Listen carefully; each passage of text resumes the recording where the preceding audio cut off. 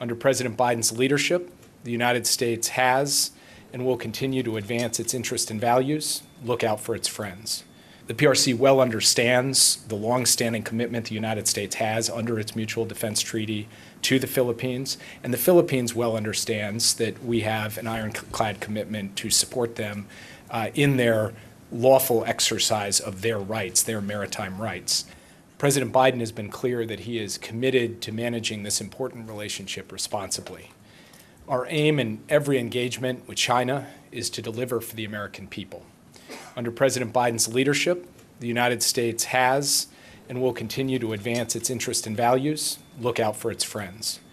And as we do, we believe that competition with China does not have to lead to conflict or confrontation. The key is responsible management through diplomacy. Discuss some of this with Xi Jinping himself. Other than diplomatic speak, So the PRC well understands the longstanding commitment the United States has under its Mutual Defense Treaty to the Philippines, and the Philippines well understands that we have an ironclad commitment to support them in their lawful exercise of their rights, their maritime rights. At the same time, nobody is looking for a crisis, not the Philippines, not the United States, and we hope not the PRC. But I did raise our concerns about some of the destabilizing actions that have taken place, including the ramming of Coast Guard vessels and unsafe intercepts near Scarborough Shoal. It's something we'll continue to discuss with our Chinese counterparts. Issue of tech restrictions, I know that's something that the U.S. side has remained very firm. I explained why it is that we feel we have to take some targeted restrictions to ensure that advanced technologies aren't used against U.S. national security. I explained that our approach is one of de-risking, not decoupling, and described in some detail how we saw de-risking in practice.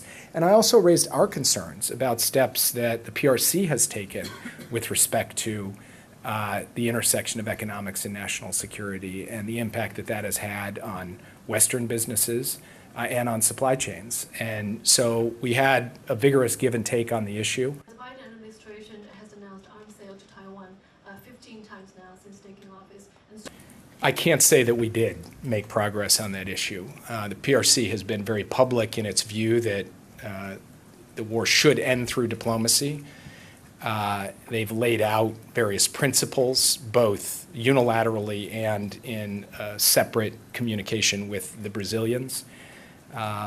We had the opportunity to exchange views on the war against Ukraine over the course of the last 3 days.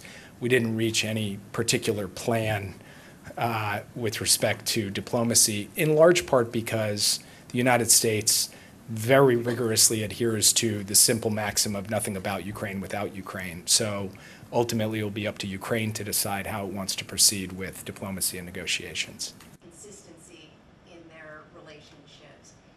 Did they at all? It is likely that both President Biden and President Xi will be at APEC and the G20 later this year. I don't have any announcements to make on either President Biden's travel or a potential meeting, but the likelihood is they'll both be there, and if they are, it would only be natural for them to have the chance to sit down with one another. So we'll have to await any confirmation or any announcements, but I think things pointing in that direction seem logical and reasonable.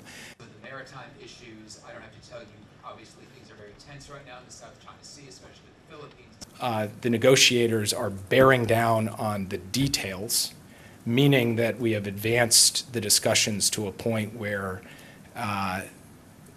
it's in the nitty-gritty, and that is a positive sign of progress.